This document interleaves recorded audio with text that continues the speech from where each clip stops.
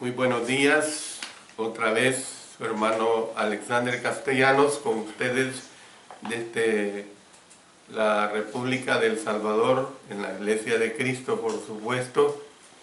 Quiero comenzar siempre con un saludo a nuestros hermanos en México, en los lugares donde han habido esos terribles terremotos. Los hermanos de Chiapas, los hermanos de Oaxaca, los hermanos de Puebla, de Morelos, del Distrito Federal y pueblos que por yo no ser mexicano, pues evidentemente los nombres no los tengo.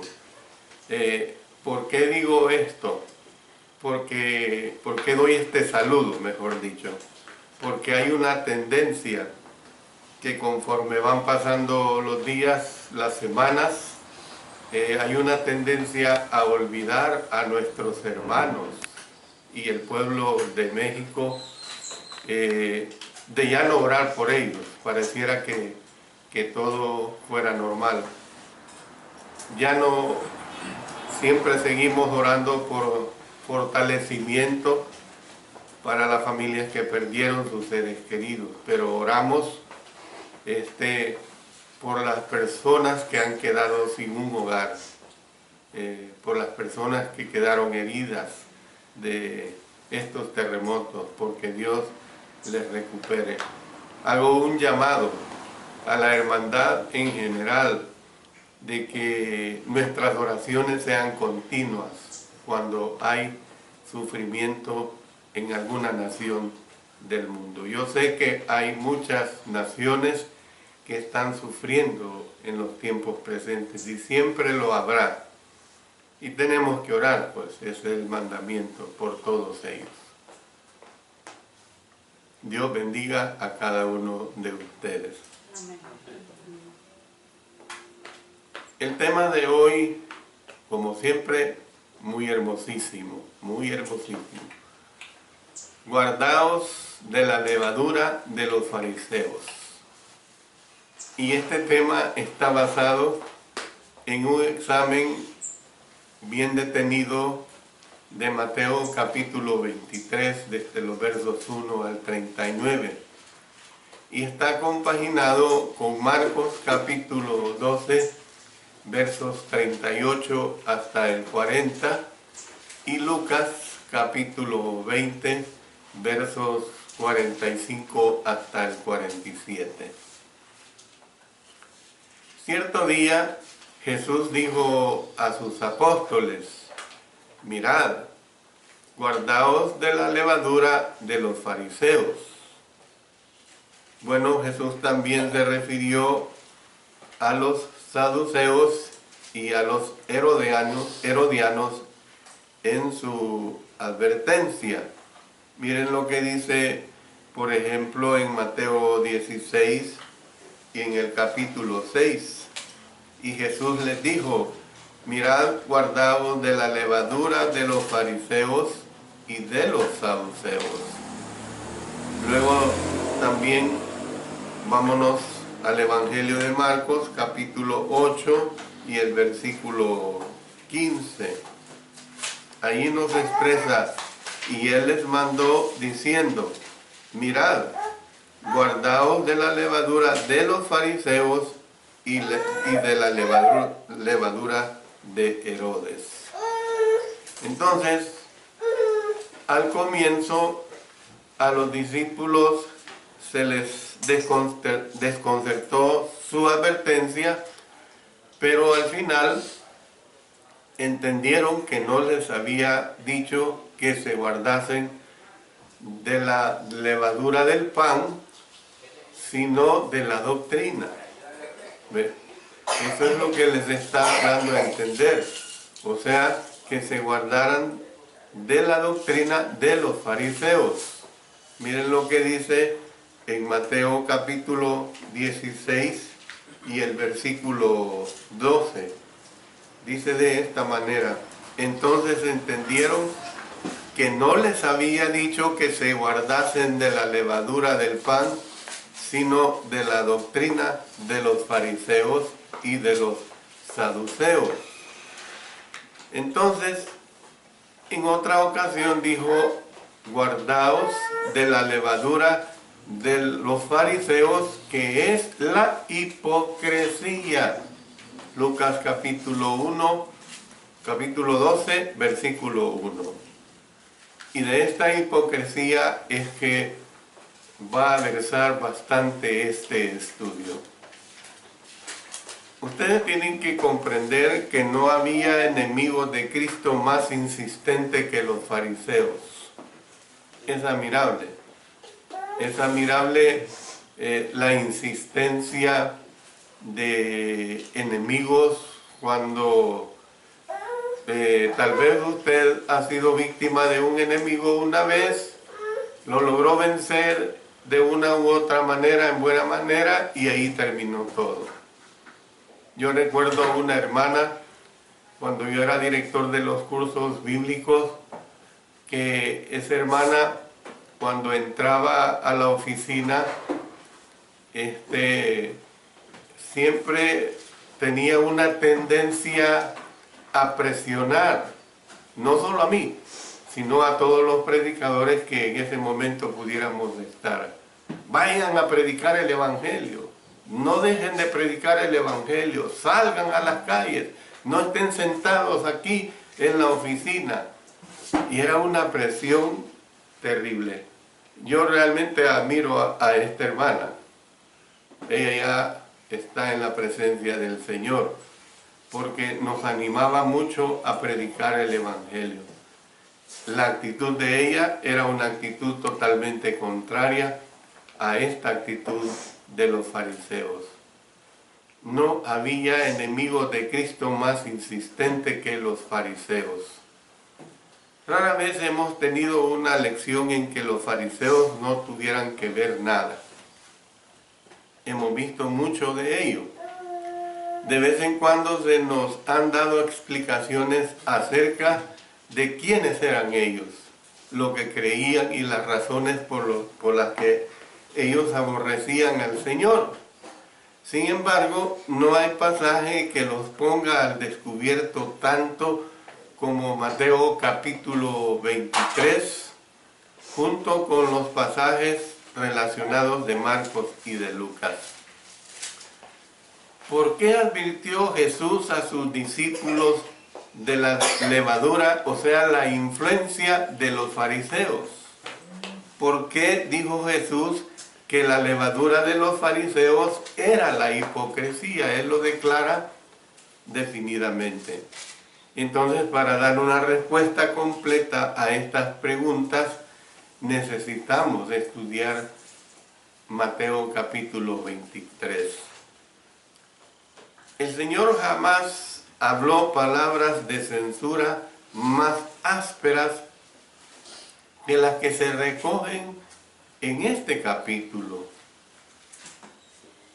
En la lección que acabamos de estudiar, consideramos, o sea, las lecciones del domingo pasado, antepasado, consideramos varias razones posibles por las que él habló tan duramente, incluyendo la posibilidad de que esperaba que la sacudida haría que algunos de los fariseos dejaran la satisfacción consigo mismos. Y yo quiero que me permita añadir otra razón para este discurso, hermano, hermana. Se ha conservado este discurso. El Espíritu Santo fue muy sabio, hermano. Y claro, el Espíritu Santo es Dios. Se ha conservado porque usted y yo lo necesitamos. Esa es la realidad. Usted y yo lo necesitamos. Las palabras de Jesús tienen aplicación universal. Toda la humanidad está contagiada en mayor o menor grado con los pecados que aquí se presentan de los fariseos. ¿Ve? Además, al igual que los fariseos, muchos de nosotros no nos percatamos de nuestras deficiencias. Y esa es una realidad. Muchos de nosotros no nos damos cuenta de nuestras deficiencias. Entonces, el tratamiento de sacudida puede beneficiarnos a nosotros también. Parece que nos resulta fácil detectar la hipocresía en otros. Esto así es, detectar los malos hábitos, la hipocresía, no digamos, en otras personas. Al menos es fácil ver lo que nos parece que es hipocresía en otros. Pero es difícil verla dentro de nosotros mismos. Y al estudiar Mateo capítulo 23, yo les pido una aplicación personal. En la lección que vamos a estar estudiando de aquí en adelante se ha reducido a mínimo la aplicación del texto en todo lo que ustedes escucharán. Yo le pido a usted que haga la aplicación que corresponda a la situación social, a la situación moral y a la situación religiosa del lugar donde usted vive. Y entonces, entremos ahora a la explicación. La explicación primeramente la tenemos en los primeros versículos de Mateo 23, versos 1 hasta el 12, compaginados con Marcos 12, 38 y 39 y Lucas capítulo 20, versos 45 y 46. Cristo se dirigió primero a la muchedumbre explicando los antecedentes para los ayes que seguirían. Lo que dice en el verso 2. En la cátedra de Moisés se sientan los escribas y los fariseos. Los escribas y los fariseos eran las autoridades en la ley de Moisés. Al menos yo lo digo autoridades entre comillas, hermanos. Autoridades que se habían nombrado a sí mismas, pero que por lo general eran reconocidas así como autoridades. Así eran vistos. Es como ver a un líder prominente religioso de muchas religiones ahora en día. Así son vistos por la fama, por la propaganda que tienen. Y entonces los escribas se mencionaban junto con los fariseos porque la mayoría de ellos eran miembros de la secta. La mayoría de ellos eran miembros de la secta. Entonces dice la Escritura en el verso 3, así que todo lo que os digan que guardéis, guardarlo y hacerlo. Miren el Señor cómo se comporta. Les dicen que hagan esto que la ley dice, es bueno, es bueno. La ley procede de Dios y les dice guárdenlo y háganlo. ¿Ve? Todo lo que les digan que es conforme a las enseñanzas de Moisés, guárdenlo y háganlo. Mas no hagáis conforme a sus obras, porque dicen y no hacen. Específicamente en el verso 3. Entonces vemos que la esencia de la censura que hace Jesús de los fariseos se encuentra en las palabras dicen y no hacen. En la Nueva Versión Internacional dice no practican lo que predican. Miren qué bonito. No practican lo que predican. Como se recalcó anteriormente, los fariseos eran culpables de hipocresía. Miren lo que dice el verso 13. Viniendo Jesús, no, perdón, verso 13, mas hay de vosotros, escribas y fariseos hipócritas, porque cerráis el reino de los cielos delante de los hombres, pues ni entráis vosotros, ni dejáis entrar a los que están entrando. Ay de vosotros, escribas y fariseos hipócritas, porque devoráis las casas de las viudas y como pretexto hacéis largas oraciones, por esto recibiréis mayor condenación. Verso 23. Ay de vosotros, escribas y fariseos hipócritas, porque diezmáis la menta y el eneldo y el comino, y dejáis lo más importante de la ley, la justicia, la misericordia y la fe. Esto era necesario hacer sin dejar de hacer aquello. Verso 25. Ay de vosotros, escribas y fariseos hipócritas, porque limpiáis lo de fuera del vaso y del plato, pero por dentro estáis llenos de robo y de injusticia. Verso 27. Ay de vosotros, escribas y fariseos hipócritas, porque sois semejantes a sepulcros blanqueados, que por fuera a la verdad se muestran hermosos, mas por dentro están llenos de huesos de muertos y de toda inmundicia. Y luego el verso 29. Ay de vosotros, escribas y fariseos hipócritas, porque edificáis los sepulcros de los profetas y adornáis los monumentos de los justos. En Lucas, en el capítulo 12 y el versículo 1,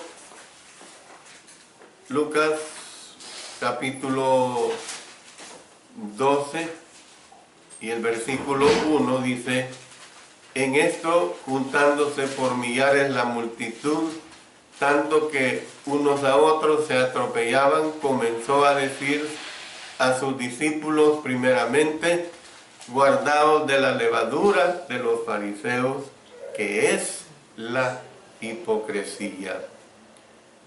Es muy clara esta situación acerca de lo que es el ser hipócrita. ¿Se acuerdan que en una lección hemos visto que es ponerse una máscara?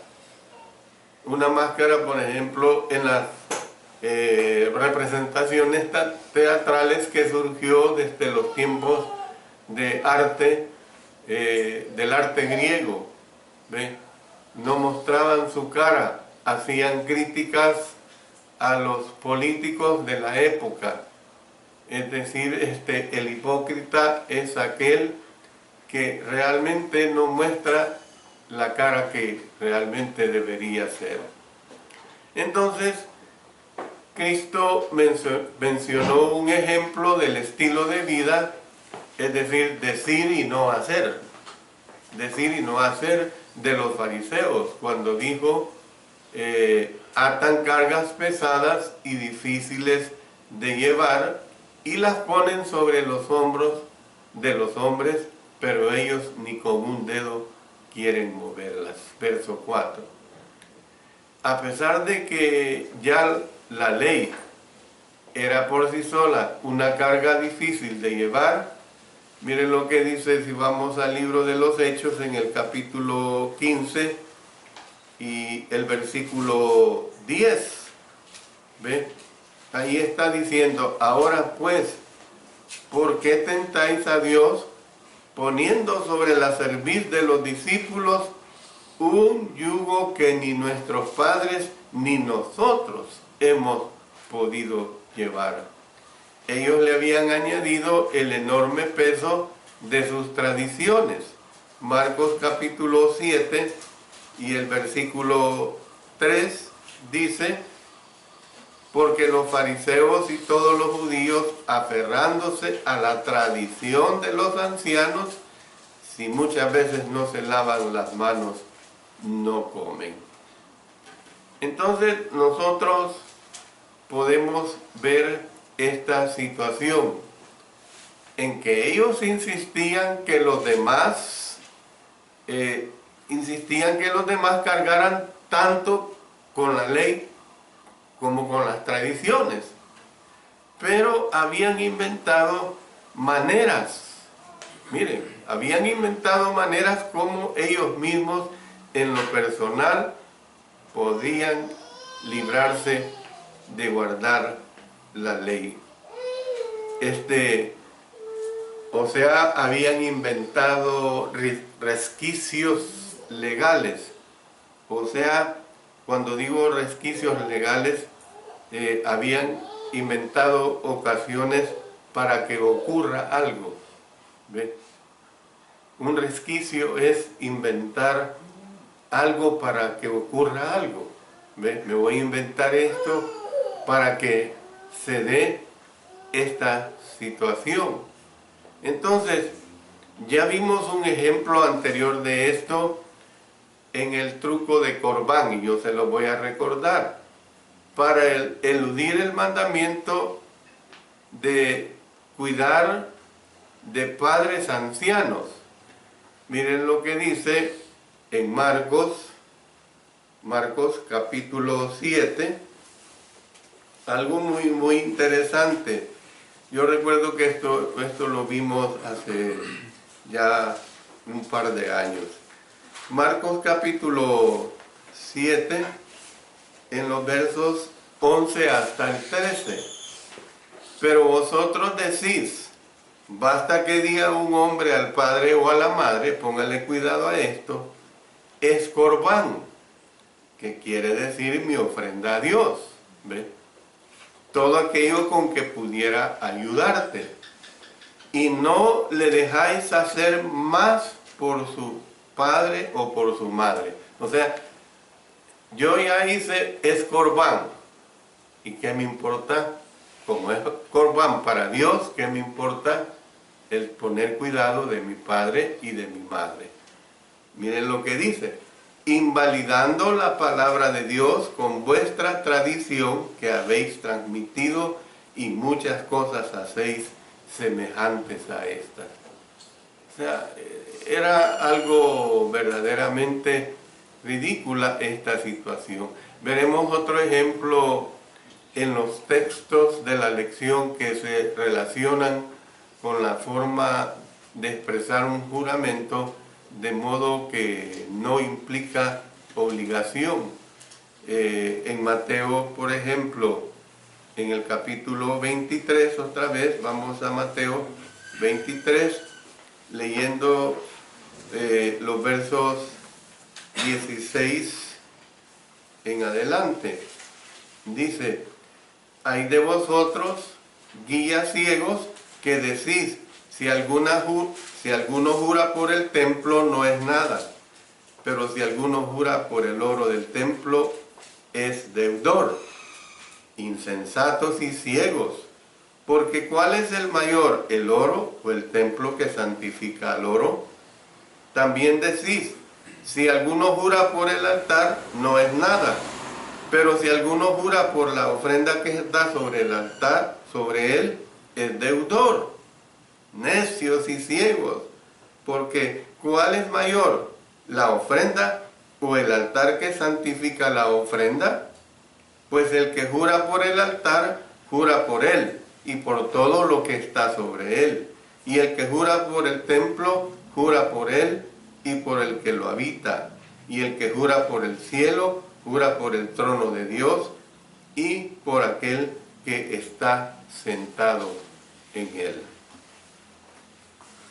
Entonces vemos que a pesar de lo anterior, los fariseos deseaban que todo el mundo creyera.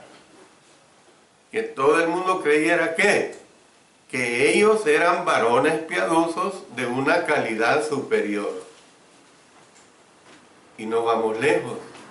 Los religiosos de hoy en día que visten vestimentas pomposas, ¿ve?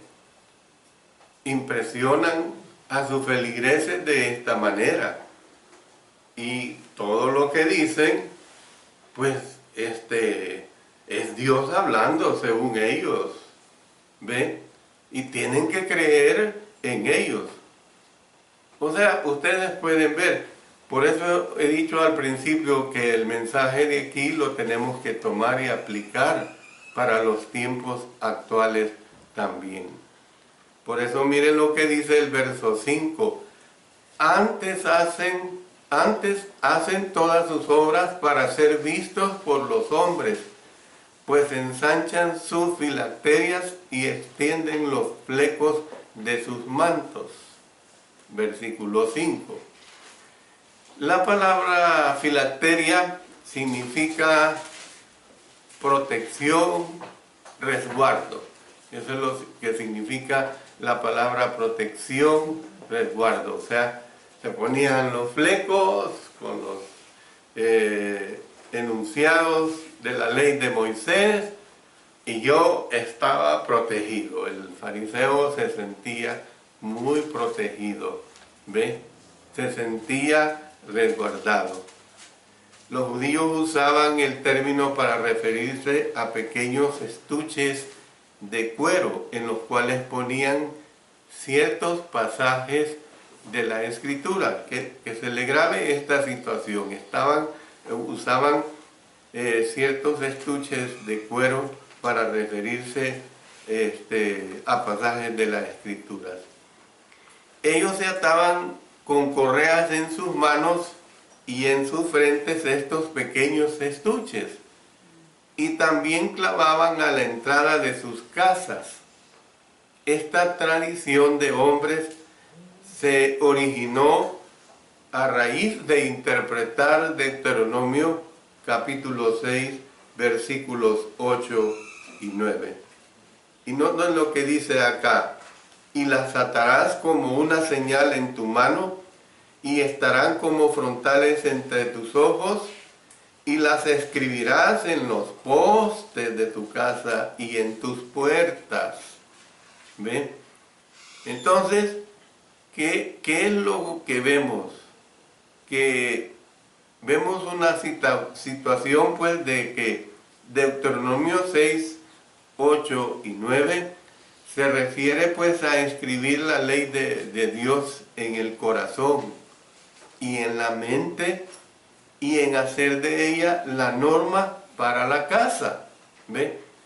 Eso es lo que tenían que entender, que aquello les tenía que recordar que tenían que escribirla en la mente y en el corazón, pero ellos lo llevaron a una forma legalista, a una forma literal, como quien dice amuleto.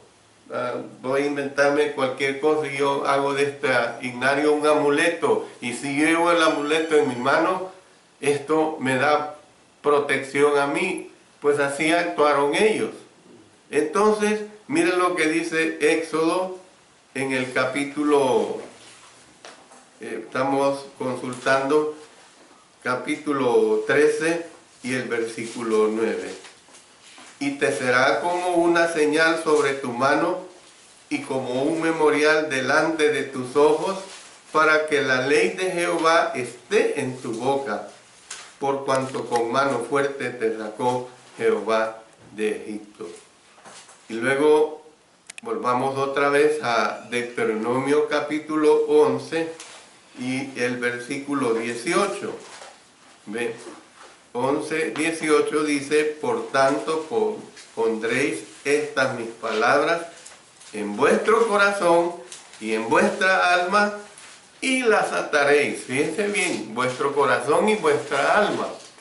Y las ataréis como señal en vuestra mano, y serán por frontales entre vuestros ojos. Entonces, ¿qué es lo que nosotros estamos viendo acá? Que esta tradición de hombres se originó a raíz de interpretar Deuteronomio 6, 8 al 9 al pie de la letra. ¿Ve? Lo que tenemos acá en Deuteronomio capítulo 18, 11, versos 18 hasta el 20. Leamos los versos 19 y 20.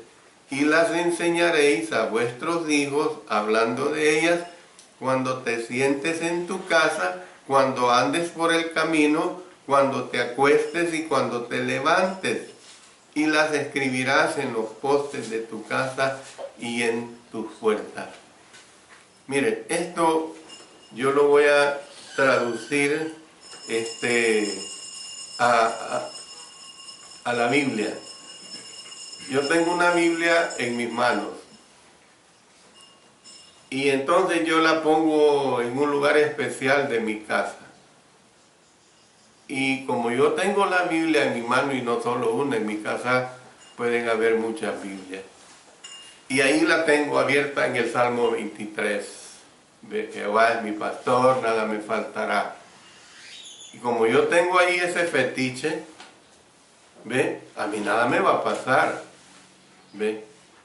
No es así. Lo importante es que yo practique lo que el contenido de esa Biblia nos está diciendo. Esa es la situación que nosotros tenemos que entender. Entonces, ¿qué es lo que pasaba? Que los fariseos ensanchaban sus filacterias por medio, fíjense bien, de aumentar el tamaño de sus estuches de modo que fueran más grandes que los de las demás personas. Un estuchito así lo tenía medio mundo, por decirlo así, pero ellos no. Hacían un estuche de esta forma, se lo ponían en el cuerpo y como quien dice, yo hago lo que la ley me está diciendo. Era un exhibicionismo, y una afrenta y ofensa a lo mejor a la pobreza de los demás que apenas podían hacer un estuche pequeño. Entonces, ¿qué es lo que nosotros podemos ver aquí?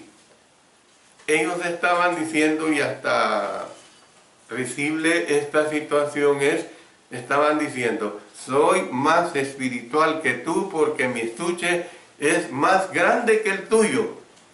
Es como el tener una Biblia de este tamaño y luego otro hermano tiene una Biblia de este tamaño, muy bonita, muy empastada, en cuero especial, pero el contenido de este Génesis Apocalipsis de ambas Biblias es lo mismo.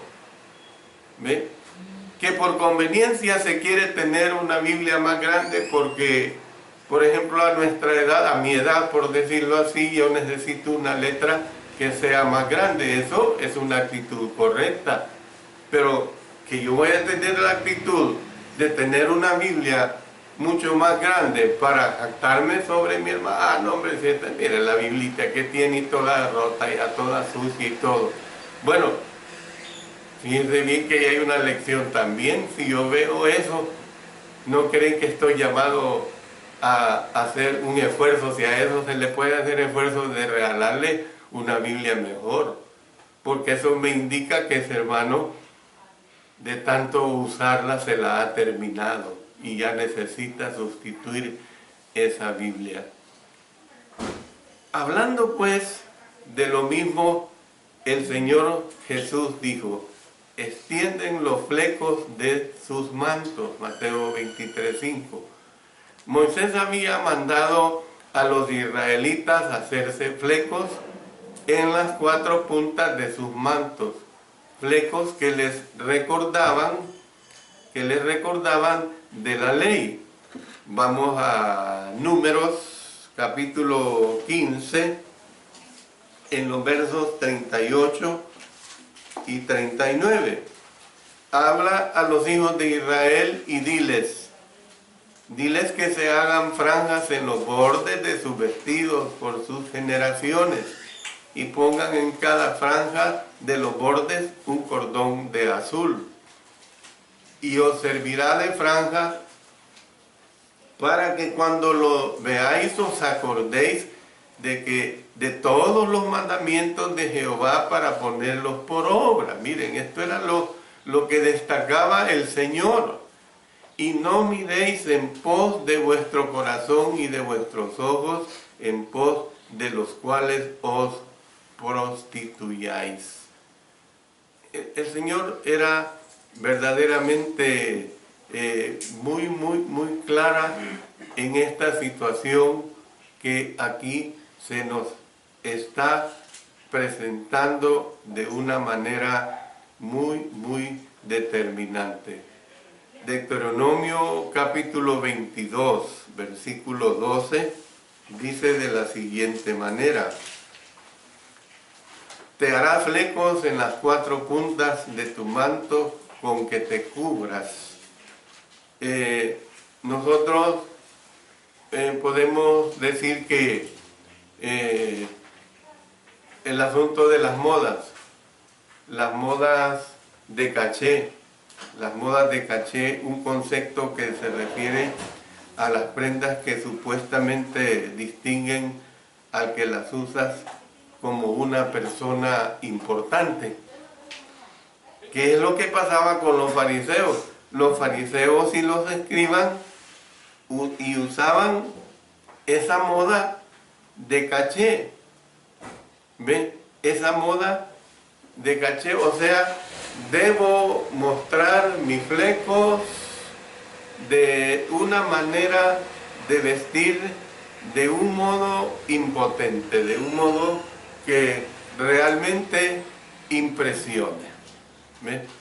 Así es como ellos se conducían de esta manera tan terrible. El problema era que los fariseos extendían sus flecos memoriales haciéndolos más largos que los de todos los demás. ¿Ven? Lo voy a hacer más largo para que, si es posible, me arrastren y que de esta manera se fijen en mí. Hay hombres que visten una forma elegante para que se fijen en ellos. Lo mismo hay mujeres que visten en forma elegante para que se fijen en ellas. Según los evangelios de Marcos y de Lucas, Jesús añadió otro ejemplo de las demostraciones ostentosas de los escribas y fariseos cuando dijo: gustan de andar con largas ropas. Mientras hable usted de las demostraciones ostentosas de los fariseos, es buena idea que se refiera a muchos ejemplos que se encuentran en el texto, tales como, ¿se acuerdan que el Señor dijo: ustedes hacen largas oraciones? ¿Ve?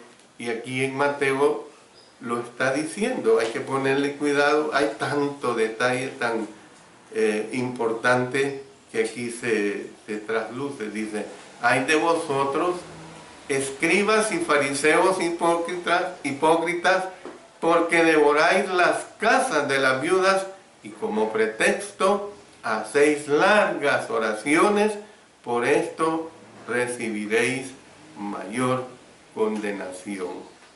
¿Ve? También, si vamos a Marcos capítulo 12 y el versículo 40, dice acá que devoran las casas de las viudas y por pretexto hacen largas oraciones. Estos recibirán mayor condenación. Entonces, gustan pues de andar con largas ropas. Las ropas largas que rozaban el suelo eran las ropas de los ricos, las ropas de los eruditos. Miren aquí en Marcos capítulo 12, verso 38. Y les decía en su doctrina: guardaos de los escribas, que gustan de andar con largas ropas y aman las salutaciones en las plazas. Entonces, nosotros podemos ver esta situación. ¿por qué estos dirigentes religiosos hacían tales demostraciones? ¿Por qué se interesaban? Bueno, las hacían con el fin de recibir la alabanza de los hombres. Ahí lo dice el versículo 6. Aman los primeros asientos en las cenas. ¿Ve? Aman los primeros asientos en la cena. Y este era el lugar de la mesa que estaba más cerca del anfitrión. Hay un ejemplo que tenemos en Lucas, en el capítulo 14. Específicamente lo tenemos en los versos 7 hasta el 11. Lucas 14, 7 al 11 dice: observando cómo escogían los primeros asientos a la mesa, refirió a los convidados una parábola diciéndoles: cuando fueres convidado por alguno a bodas, no te sientes en el primer lugar, no sea que otro más distinguido que tú esté convidado por él. Y viniendo el que te convidó a ti y a él, te diga: da lugar a este. Y entonces comiences con vergüenza a ocupar el último lugar. Mas cuando fueres convidado, ve y siéntate en el último lugar, para que cuando venga el que te convidó, te diga: amigo, sube más arriba. Entonces tendrás gloria delante de los que se sientan contigo a la mesa. Porque cualquiera que se enaltece será humillado, y el que se humilla será enaltecido. Entonces, ¿qué es lo que nosotros vemos? Aman las primeras sillas en las sinagogas. La expresión las primeras sillas se refiere a una fila semicircular que se acostumbraba en estos tiempos, una fila semicircular de sillas que se ubicaban detrás de la mesa del lector y que se orientaba de cara a la congregación. Y entonces dice: aman las salutaciones en las plazas y que los hombres los llamen rabí, rabí. Vamos otra vez a Mateo capítulo 23, versículos 6 y 7. Dice: y aman los primeros asientos en las cenas y las primeras sillas en las sinagogas y las salutaciones en las plazas, y que los hombres los llamen rabí, rabí. Entonces, ¿qué es lo que sucedía? Que les encantaba que los hombres hicieran reverencia delante de ellos y les saludaran con títulos como tales: gran rabí, o sea, gran maestro.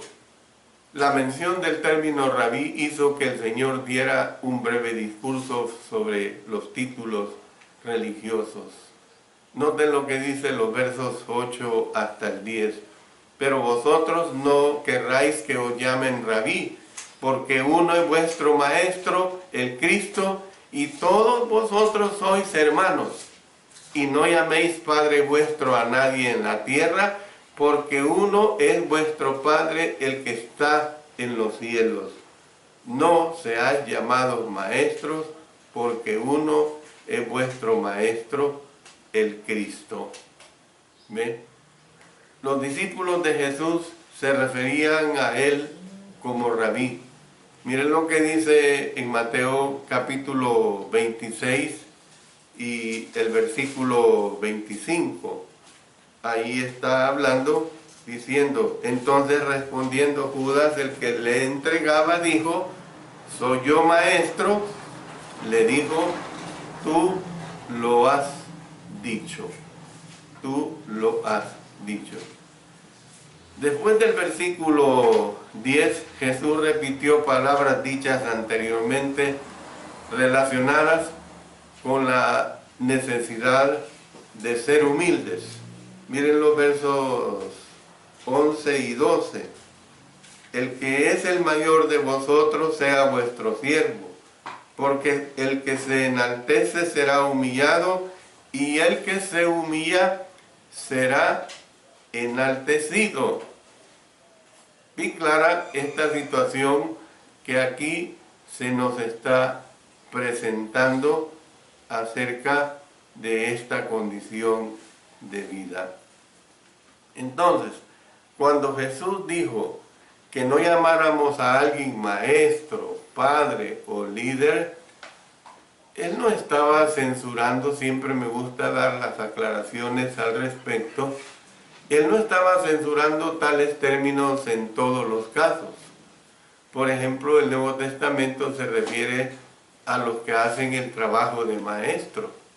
En Efesios capítulo 4 y el versículo 12 lo dice claramente.